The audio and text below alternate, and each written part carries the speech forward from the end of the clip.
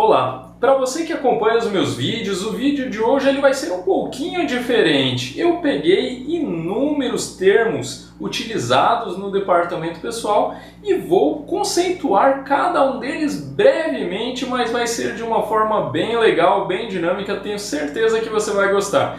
São inúmeros termos utilizados no dia a dia e vamos falar um pouquinho sobre cada um de uma forma bem prática, tá? E bem rapidinha também. Tá bom? Vamos iniciar com o primeiro conceito selecionado, que é o abono pecuniário, começando ali pela letra A, então. O abono pecuniário nada mais é do que aquela parcela da venda das férias. Todo empregado pode vender férias hoje, Alan? Sim, todo empregado hoje, depois da reforma trabalhista, pode vender férias. Eles não podem vender a totalidade, mas eles têm por direito vender 1/3 do que eles têm de direito de férias. Então, se o empregado tem direito a 30 dias de férias, ele terá direito de vender até 10 dias de férias. E essa parcela de venda de 10 dias nós não chamaremos de férias, e sim de abono pecuniário.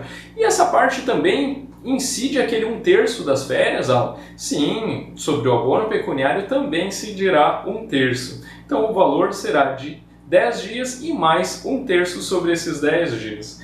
O segundo conceito aqui, pessoal, é o acordo de compensação de horário. O acordo de compensação de horário é bem simples. Aquelas empresas, por exemplo, de horário comercial, mas que por algum motivo resolveram não trabalhar aos sábados. Então eles pegariam aquelas 4 horas que seriam destinadas aos sábados e elas distribuiriam ao longo da semana, de uma forma que ao invés do empregado trabalhar segunda a sexta por 8 horas, trabalharia 8 horas e 36 minutos de segunda a sexta, ou pode variar algumas coisinhas nessa compensação. Tem gente que trabalha, por exemplo, muda um pouquinho o horário de intervalo, tá? Para poder fazer um pouquinho diferente de repente algum dia, por exemplo, na sexta-feira, tá bom? Então, fica aí mais este conceito.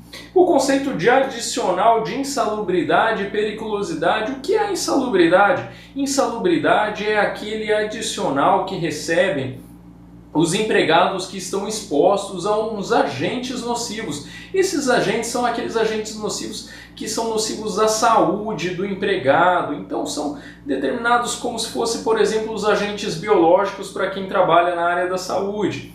Então, esses agentes eles afetam a saúde do trabalhador, tá? E não caracterizam um risco iminente à vida do trabalhador.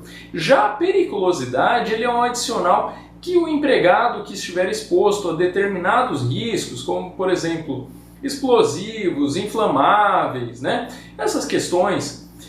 Temos também algumas mudanças dos últimos anos que incluíram também os empregados que trabalham com motocicleta, né? Aqueles empregados que trabalham, por exemplo, que são os seus vigilantes, os vigilantes profissionais que poderiam ter um risco à vida na defesa de sua empresa, né? Contra eventual assalto. Então, essas pessoas todas que têm um risco iminente à vida, por exemplo, quem trabalha em posto de gasolina, daquilo explodir, por exemplo.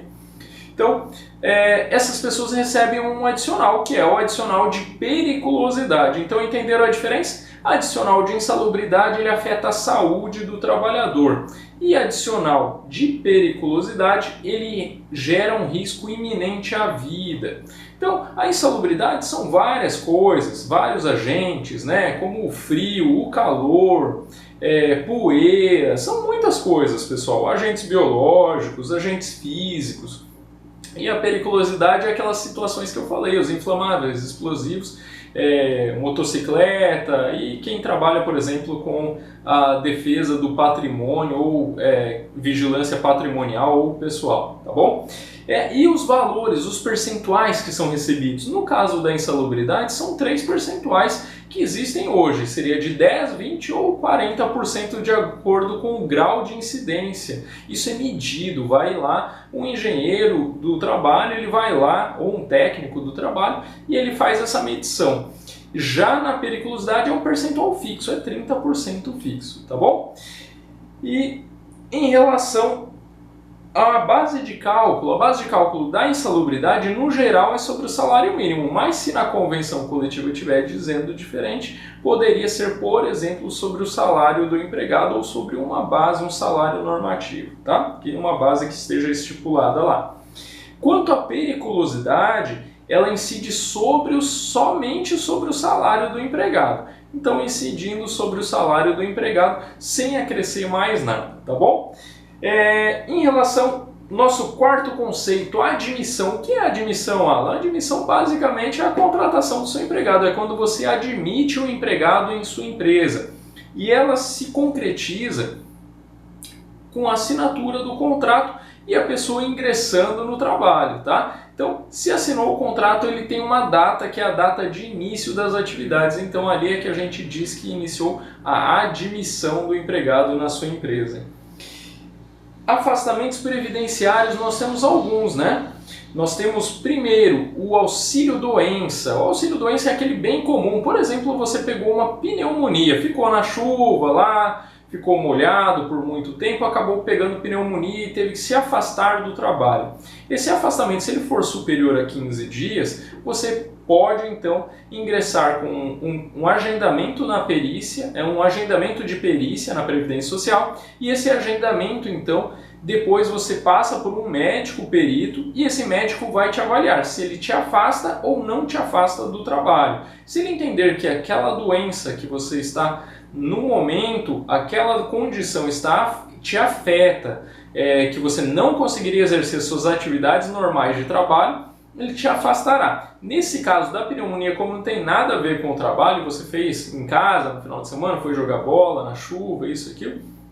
Então, é um auxílio-doença comum, é uma doença comum que você adquiriu e não tem relação nenhuma com o trabalho. O auxílio-doença acidentário, já ouviu falar dele? Auxílio-doença acidentário tem esse nome porque, na verdade, acontece principalmente quando a empresa ela tem alguma atividade que pode desenvolver uma doença no trabalho. Então, uma doença relacionada ao trabalho, como por exemplo bursite, tendinite, né? E várias outras doenças ali, de acordo com cada uma das atividades. Então, se a pessoa, por exemplo, digita demais no computador, pode ter essas questões que eu falei, da bursite, a tendinite e outras coisas. Então, ela tem vínculo com o trabalho. Então, foi o trabalho que fez com que afetasse a saúde do trabalhador. E aí, com isso, ele geraria um auxílio-doença acidentário. O auxílio-doença acidentário ele também é utilizado essa nomenclatura para casos de acidente do trabalho, acidentes ocorridos dentro da empresa. Mas nós chamamos também de acidente de trabalho. A Previdência trata como auxílio-doença acidentário, nós chamamos de acidente de trabalho. No caso de auxílio-acidente, auxílio-acidente, pessoal, é um pouquinho diferente. Muita gente confunde auxílio-acidente com auxílio-doença acidentária. Auxílio-acidente é assim, digamos que você se afastou por algum motivo no trabalho. Então, você se afastou, tem vínculo com o trabalho e você acabou tendo uma perda motora, uma perda da capacidade do trabalho. Por exemplo, antes você era 100% e agora só a capacidade para desenvolver a mesma atividade, o médico perito, ele definiu que você está só 70% da sua capacidade e essa é uma condição definitiva. Por exemplo, você mexia com maquinário na indústria e aí você acabou perdendo, por exemplo, 3 dedos da mão. Antes você tinha 10, agora você perdeu 3. Então você, teoricamente, ele vai analisar lá e ele vai dizer que você, por exemplo, está só com 70% da sua força das mãos e você utilizava as mãos no trabalho.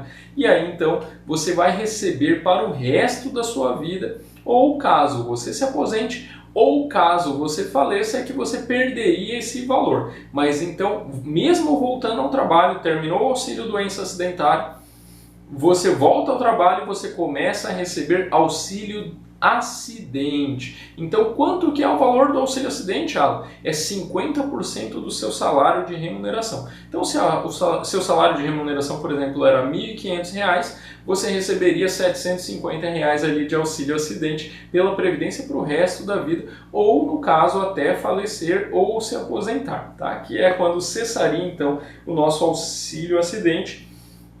Temos também a aposentadoria por invalidez, que é quando o acidente de trabalho ou a doença que você acabou pegando, vinculado ou não ao trabalho, ela é tão grave, mas tão grave que te tornou uma pessoa inválida para o trabalho, tá? O trabalho que você desempenhava. E essa condição de invalidez, ela hoje é tida pela Previdência como não sendo algo definitivo, tá? Ela é tida pela Previdência como sendo algo temporário. Por isso que quem está por afastamento por aposentadoria por invalidez, essa pessoa não pode ser desligada da empresa, tá? Então, enquanto ela estiver nessa condição de aposentado por invalidez, ela não pode ser desligada. A empresa continua com ela lá afastada, não tem remuneração nenhuma, mas não tem como desligar a pessoa, porque hoje a Previdência entende que pode surgir em algum momento ou uma melhora de a criação, invenção de algum novo medicamento, alguma nova cirurgia, mudança, inovação na medicina, né? E resolva de repente o seu caso e você possa voltar às suas atividades. E aí você precisa do seu emprego garantido. Então, nesse caso, o seu contrato fica suspenso até que a condição mude, se é que um dia ela vai mudar, tá bom? Temos então o nosso próximo item, que é o aprendiz. Quem é o aprendiz? O aprendiz é uma dos nossos tipos de empregados, tá? Ele é empregado sim, tem anotação na carteira de trabalho. Esse aprendiz ele pode ser dos 14 até os 24 anos de idade. E para que você contrate um aprendiz, ele precisa estar estudando, fazendo um curso próprio de aprendizagem também, além de estar estudando, fazer um curso próprio de aprendizagem, e a prática ele faria na sua empresa. Então por isso que o nome é aprendiz. Ele faz toda a parte teórica neste curso, vinculado a alguma instituição, que é própria de aprendizagem, e na sua empresa ele faria a parte prática. O aprendiz, algumas empresas são obrigadas a contratar aprendizes, tá? As empresas que estão no Simples Nacional, por exemplo, pequenas empresas, microempresas, essas empresas estão desobrigadas. As demais empresas, se tiverem 7 ou mais empregados, já estão obrigadas à contratação de aprendizes. A diferença ali, a questão de salário, normalmente ele é proporcional, porque ele tem limite de carga horária e tudo mais, e também o FGTS dele, ao invés de ser 8% igual ao dos demais empregados, ele é apenas 2% o valor do recolhimento, tá? Temos também a questão atrasos. Qual que é a diferença de atraso, falta justificada e falta injustificada, Alan? O atraso é, por exemplo, assim, eu tenho que entrar às 8 horas na empresa e eu entrei às 8h30, eu me atrasei. Falta, na verdade, horas faltas é quando, por exemplo, eu saí mais cedo. Isso para mim é horas faltas e não atraso. Ou faltei o dia todo, ao invés de eu sair mais cedo, eu faltei o dia todo. Então essa falta, essa minha ausência, ela é chamada de falta e não de atraso. É só um mero conceito. Qual que é a diferença falta justificada e injustificada? A nossa CLT, assim como a convenção coletiva, mais para frente eu vou definir convenção coletiva, ela traz vários motivos pelos quais um trabalhador pode se ausentar justificadamente ao trabalho. Então, falecimento de algum parente, né? Não logicamente do próprio empregado, falecimento de algum parente, nascimento de filho, se alistar como eleitor, tem várias coisas, casamento, então tem várias questões ali, pessoal, vestibular. Então essas questões ali são tidas como falta justificada, na qual o empregador, você não compareceu, mas o empregador não pode descontar do seu salário, você vai receber como se tivesse trabalhado, mas é uma ausência justificada, tá? E injustificada, essa sim, você simplesmente bebeu demais no dia anterior, não apareceu para trabalhar, e aí seu empregador pode descontar do seu trabalho esse dia que você faltou porque você não tem uma justificativa. E no caso da falta injustificada, que é essa que você não tem um motivo, você também perde o famoso DSR. O DSR é o seu descanso semanal remunerado. Então, quando a pessoa falta, ela também perde o valor da remuneração do domingo. Então, é como se ela perdesse o valor equivalente a 2 dias, o dia que ela faltou e mais um. Isso é uma punição para tentar inibir que as pessoas faltem, tá? Isso aí tem lei prevendo, tá? Então, isso aí não é invenção do empregador. Isso aí existe uma previsão legal que garante a ele esse desconto dos seus salários, tá? Autônomo. Quem é o famoso autônomo? O autônomo, ele é um empregado? Ele é um dos tipos de empregado? Não, o autônomo ele não é empregado seu, justamente por isso que ele chama autônomo. ele é aquela pessoa que trabalha exatamente com autonomia. Você não vai dizer exatamente que horas ele tem que fazer, como é que ele tem que fazer. Você vai dizer basicamente assim, ó, preciso pintar aquela parede. Eu vi que você é um MEI, por exemplo, que você é um autônomo, você é pintor, eu preciso que você pinte essa parede, só me diga que materiais eu tenho que comprar, quanto você vai cobrar por isso e quando você pode fazer o trabalho, tá? Então não me interessa se vem ele, se ele vai mandar outra pessoa, não me interessa que horas ele vem. Às vezes eu até falo, ó, eu prefiro que você não venha em tal horário, porque aqui é condomínio, a gente não pode fazer obra nesse dia, não posso final de semana. Quando que você pode? Ele vai dizer quando ele pode trabalhar, tá? Se ele falar não posso ir, não tem problema nenhum. Se ele falar que vai aparecer e não aparece, ele não pode ser punido, não é empregado. Tá? Então vocês percebem, é uma autonomia que ele tem. Então esse aí é a figura típica do autônomo. E ele não tem aquela habitualidade, continuidade. Eu não vou pintar parede todo dia, toda semana, todo mês por muito tempo, pessoal. É um serviço ali que ele tem que fazer, ele faz e pronto, tá bom? Então esse é o nosso autônomo.